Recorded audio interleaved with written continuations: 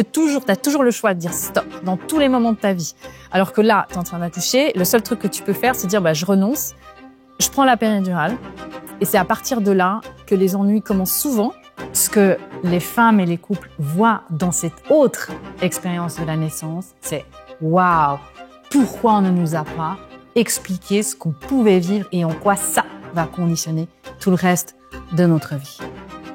Ce qu'on veut vivre ne peut pas être réalisé par la personne que nous sommes maintenant, sinon on l'aurait déjà. Et dans notre paradigme, on nous a dit, oui, mais c'est linéaire. Donc tu vas travailler toute ta vie, tu mets de côté, puis un jour, pouf, le ciel tombe et puis c'est génial, c'est la révélation et tu es libre enfin. Mais c'est pas comme ça. Tu vois là derrière, il n'y a pas de limite. Et en fait, ta prison, elle est dans ta tête. Tu t'es conditionné, le système dans lequel tu as grandi t'a conditionné à penser que tu étais limité, que voilà, ça c'était les règles et ça c'était ta limite. En théorie, en physiologie, la nature fait qu'un bébé peut naître à 43 semaines d'aménorrhée sans problème, ce qui laisse une fenêtre d'1 mois et demi. En nous, nous avons soit le trauma, soit le potentiel qui s'est révélé. Le trauma, c'est quoi? C'est on vit comme on est né. La façon dont je suis née va conditionner la façon dont je vais vivre et tous les épisodes de ma vie vont venir faire un miroir avec cette expérience. Quand on peut choisir son heure de naissance, son jour de naissance, on part avec un bagage dans la vie qui est optimal.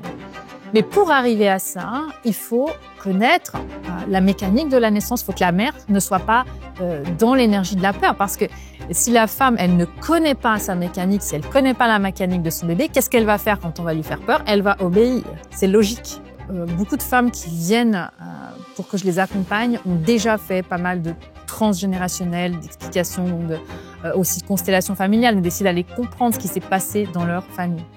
Sauf qu'elles n'ont pas la grille de lecture à travers la naissance, que ce soit dans la famille, la façon dont les bébés naissent et la façon dont elles-mêmes sont nées. Et pour comprendre la façon dont nous sommes nés, il faut comprendre la façon dont on est censé naître. Parce que si on n'a pas la grille de lecture sur ce qui est censé être et ce qu'on a vécu et de comprendre à quel moment on a nous-mêmes été projetés sur l'effet toboggan, on va se raconter toute sa vie une histoire qui est pas la bonne. Je sais pas si tu imagines ce que ça veut dire. Mon approche dans tout ça, c'est de réunir quantité d'informations, on va dire dans un condensé. Et puis là, on aura les données fiables pour se sentir légitime face au corps médical, pouvoir assumer ses choix face à l'entourage qui va être jugeant sans se retrouver comme quelqu'un d'irresponsable. Parce que le défi de la naissance, parce que comme on l'a vu, ça va aller te chercher dans ce que tu as de plus ancré dans tes tripes, c'est ton enfant. C'est ton enfant et comment lui offrir le meilleur. Et ce paradigme qui a été complètement inversé, c'est lui offrir le meilleur, c'est médicaliser à tout va pour le protéger. Mais en réalité, on se rend compte que non. Pour arriver à ce moment-là de Big Bang interne, c'est un parcours du combattant. Et donc, important de se sentir légitime, des connaissances solides, d'avoir tout en main. Et à partir de là, on choisit la personne qui va nous accompagner, on choisit le lieu où on veut donner naissance et tout va bien parce qu'on est autonome. On se réapproprie cette connaissance et donc on est dans un chemin de liberté qui commence. Ça, c'est une pépite en or à toujours garder à l'esprit. Quand la mère va bien, la famille va bien. Au final, le cadeau de l'homme, c'est vraiment « ok, je crois en toi ». Sauf que, comme je le dis toujours, on ne met pas la confiance avant l'expertise. Donc d'abord, on devient expert, on est autonome dans les connaissances et après, on va placer la confiance dans le processus de la naissance.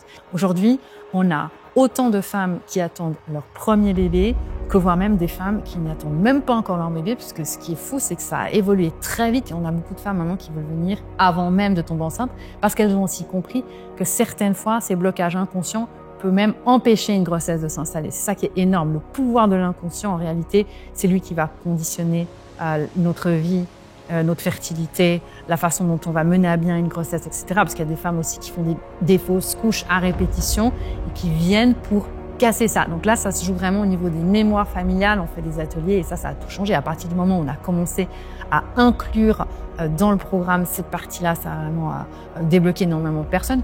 C'est qu'elle me dit, ok, c'est bien beau, j'ai toute la théorie, mais maintenant, je fais comment pour assumer mes choix?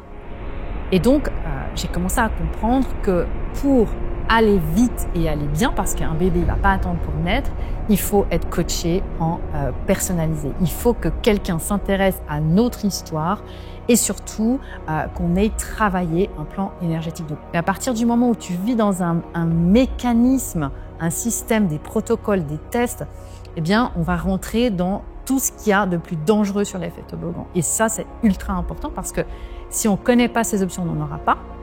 Et quand on ne connaît pas ses droits, on va dire oui parce qu'on ne sait même pas qu'en réalité, c'est optionnel. Et ce qui est fou, c'est que dans le monde de la naissance, il n'y a rien qui est obligatoire. Mon cheval de bataille, c'est dire aux filles, OK, t'es capable. À travers le défi de la naissance, bien évidemment, tu vas vivre tout ce que tu vas revivre à chaque fois dans ta vie que tu vas devoir quitter l'énergie de la peur. Et comment faire en sorte que ça se fasse le plus vite possible et la façon la plus fluide. Si ton âme parle et que tu l'écoutes et que ton âme a envie de t'emmener dans un sentier où tu as une vision, eh bien, tu n'as pas de limite à partir du moment où tu es autonome dans ton apprentissage. Les personnes qui viennent me voir, déjà la première chose qu'elles apprennent, c'est à faire leur propre mise à jour régulièrement. Et ensuite, à changer la personne qui tient les commandes. Alors évidemment, il ne s'agit pas de changer qui nous sommes, c'est juste en fait de revenir à qui nous sommes. En réalité, on est des versions ultra minimalistes de ce que nous aurions pu être et on peut enclencher le processus inverse, mais si on n'a pas les bons ingrédients, malheureusement, eh bien, on va passer probablement à côté de là où nous aurions pu être une voix et pas un écho.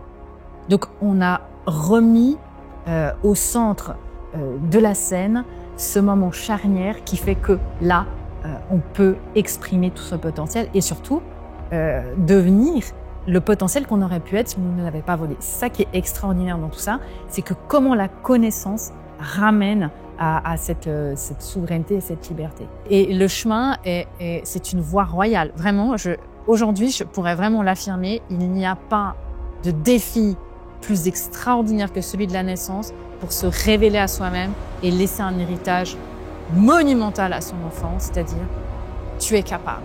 Quand on s'aligne et qu'on est vraiment dans sa verticalité, où plus rien n'est négociable, où on n'est plus en train de dealer avec soi-même et qu'on est vraiment dans ce que j'appelle le bon, le juste et le vrai, l'univers ne peut pas résister. Si j'ai envie de voir un monde à l'image de ce que je rêve en moi, un monde qui est aligné avec mes valeurs, la seule et unique option, c'est de montrer l'exemple. À 35 ans, 95% de nos attitudes, de nos pensées, de nos gestes sont automatisés. Je ne sais pas si tu imagines l'ampleur des dégâts. À 35 ans, considère qu'il y a seulement 5% de ce que tu fais qui est ton libre arbitre. Et l'univers, il conspire pour les gens qui se choisissent. Il n'abandonne jamais les gens qui s'écoutent, qui écoutent leur âme. Jamais.